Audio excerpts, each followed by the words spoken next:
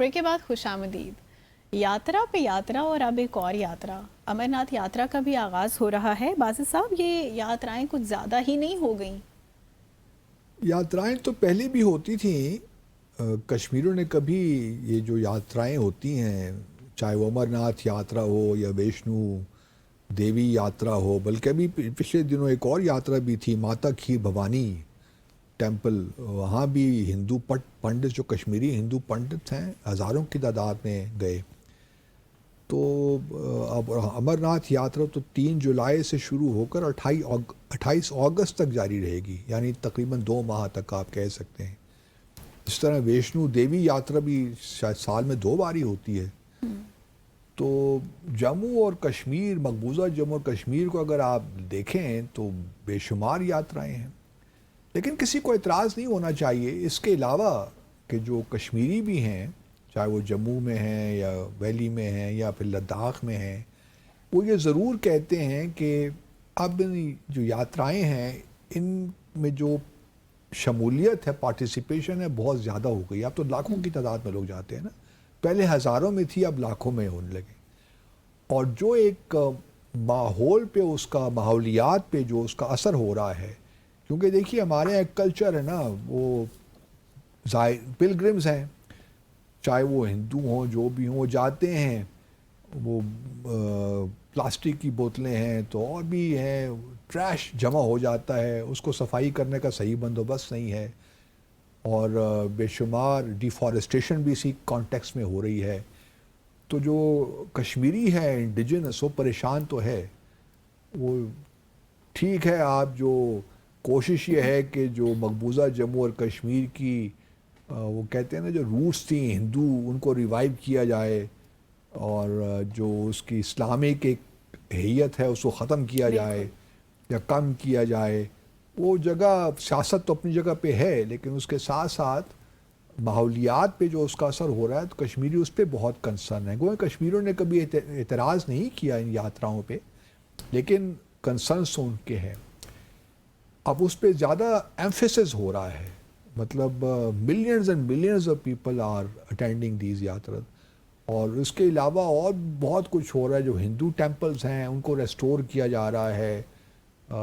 शारदा पीठ है जो आज़ाद जम्मू और कश्मीर में है, वहाँ पे डिमांड्स आ रही हैं कि जी इसको भी ओपन किया जाए। जिस तरह आपने करतारपुर कॉरिडोर बनाया है, इस तरह एक कॉरिडोर यहाँ भी होना चाहिए, लाइन ऑफ कंट्रोल पे भी। तो इस किस्म की बातें हो रही हैं कि जो हिंदू रूट्स हैं जम्मू और कश्मीर की, उनको रिवाइव किया जाए और बताया जाए कि जी ये तो असल में हिंदू रियासत है, इसका मुसलमानों से कोई ताल्लुक़, इस्लाम से कोई ताल्लुक़ नहीं।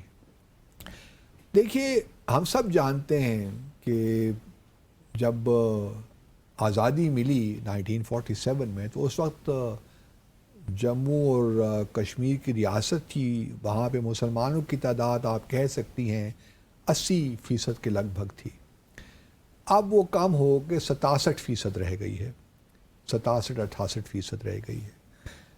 जम्मू में वैसे भी हिंदुओं की तादाद ज़्यादा है, लेकिन ये नहीं है कि बहुत कोई ज़्यादा हो। मुसलमानों की तादाद भी ठीक ठाक है, 30 से 35% के करीब हैं। बल्कि चनाब वैली में तो मुसलमानों की तादाद, फिर पंजाल का जो एरिया है वहाँ तो मुसलमान अक्सरियत में हैं। लेकिन ये ज़रूर है कि इन तमाम जो है यात्राओं को एक बनाया जा रहा है कि जी इन पे ज़्यादा एम्फेसिस भी है, ज़्यादा से ज़्यादा लोग पार्टिसिपेट करें। हमें इसमें भी देखिए कश्मीरियों को एतराज़ नहीं होगा, लेकिन आप ये भी तो क्लेम करते हैं ना, आप सेकुलर स्टेट हैं। अक्सरियत को नमाज, जुमे की नमाज पढ़ने की भी इजाज़त नहीं होती है, ईदैन की जो है पढ़ने की इजाज़त नहीं होती। अक्सर औक़ात जो है, जो जामा मस्जिद है श्रीनगर में, मीर वाइस फ़ारूक जहाँ पे पढ़ाते हैं नमाज, वो भी अक्सर औक़ात बंद कर देते हैं बग़ैर किसी वजह के।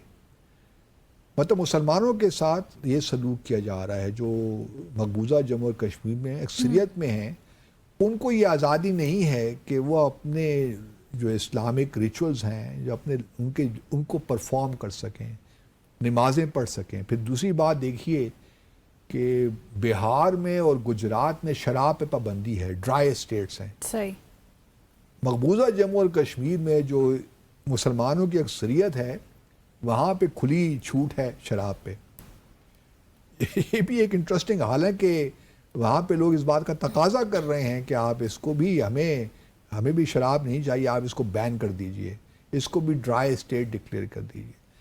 چلیے تو ایک الگ بات، لداخ میں ابھی حال ہی میں پچھلے دنوں سنا ہے، بلکہ رپورٹ ایک آئی ہے کہ لداخ میں لے کے علاقے میں تقریباً آپ کہہ لیجئے کہ کارگل اور لے دونوں میں کوئی 20 سے 35 مزید شراب کی دکانوں کو کھولا جا رہا ہے. انٹینشنلی ایسا کیا جا رہا ہے. انٹینشنلی. تو Influence create اور ہو. یہ لوگوں نے احتجاج بھی کیا جی. کہ بھئی ہم یہ نہیں کہہ رہے کہ آپ شراب پہ لداخ میں پابندی لگائیے، لیکن ہم یہ بھی نہیں چاہتے کہ شراب مزید یہاں پہ عام ہو. بالکل. تو اگر ہماری یہ آپ سے مطالبہ ہے، انہوں نے لیفٹیننٹ گورنر سے مطالبہ کیا کہ آپ یہ جو آپ نے لائسنس دیے ہیں مزید شراب کی دکانیں کھولنے کا، یہ واپس لیجئے. ہمیں جتنی بس ہیں دکانیں وہی کافی ہیں، ہمیں اور مزید دکانیں نہیں چاہیے. تو کویسچن یہ ہے کہ جو مسلمانوں کا اکثریتی علاقہ ہے، چاہیے تو یہ کہ جو اس وقت تو چونکہ سینٹر سے گورنمنٹ ہو رہی ہے نا، یونین ٹیریٹریز بنایا ہوا ہے، چاہیے تو یہ کہ حکومت جو ہے وہ جو ان کی ریلیجس سینسٹیویٹیز ہیں ان کا خیال رکھے. وہ الٹا کام کر رہے ہیں، ان کو مزید ڈیفینسو پہ رکھنے کی کوشش کر رہے ہیں کہ مسلمانوں کو تو ہم یہاں مارجنلائز کر دیں گے ویسے بھی اگلے آنے والے سالوں میں، تو ان کے احساسات اور جذبات کی ہم نے کیا قدر کرنی. اصل چیز یہ ہے کہ ہندوؤں کو جو ہے، یا ہندوؤں کی جو ٹریڈیشنز ہیں، ان کی جو پریکٹسز ہیں، ہم نے انہی کو سپورٹ کرنا ہے، کیونکہ اس کا فائدہ ہوتا ہے نا الیکشن میں. بالکل. تو یہ ساری چیزیں انٹر لنکڈ ہیں. یہ جو وشنو دیوی یا امر ناتھ یاترا، یہ نہیں ہے کہ بہت کوئی محبت ہے ان تمام لوگوں سے، ساری سیاست ہے. صحیح. اور چونکہ لانگ ٹرم میں وہ جموں اور کشمیر کا جو ایک کلچر ہے، جو اس کی حیثیت ہے، اس کو تبدیل کرنا چاہتے ہیں، تو ایک لانگ ٹرم اسٹریٹجک آبجیکٹو کے تحت یہ سارے کام ہو رہے ہیں.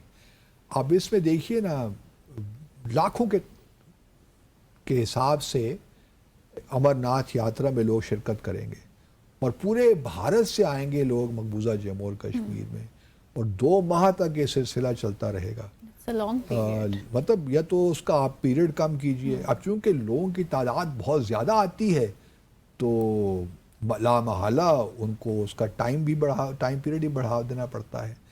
تو یہ تمام وہ چیزیں ہیں جو کہ ہمارے لیے کنسرن، پاکستان کے لیے کوئی کنسرن پیدا ہوتا ہے، ہمارے لیے بھی، کیونکہ ہم بھی یہ دیکھ رہے ہیں نا کہ بڑا slowly and gradually but اسٹیڈلی India is working on a plan, on a long term plan.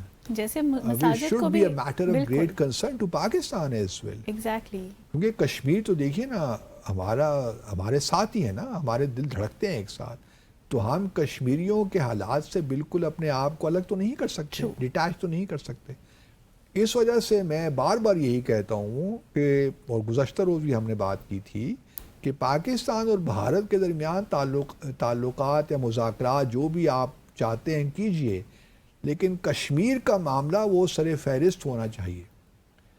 دہشت گردی پہ بھی ہم بات کریں گے، کیونکہ ہمارے بھی کنسرنز ہیں دہشت گردی کو لے کر.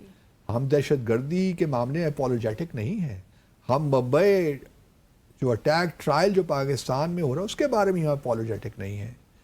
کویسچن یہ ہے کہ ہم ان تمام چیزوں پہ بات کرنا چاہتے ہیں، لیکن ہم اپ فرنٹ بات کرنا چاہتے ہیں، کشمیر پر بھی اور ٹیررزم پہ. باقی باتیں بھول جائیں، باقی باتوں میں ہمیں انٹرسٹ نہیں ہے. فی الحال ہم چاہتے ہیں کہ کشمیر پہ بات ہو، کیونکہ کشمیر وہ واحد ڈسپیوٹ ہے جس کی وجہ سے یہ ایک تعلقات کی نوعیت اس طرح ہے.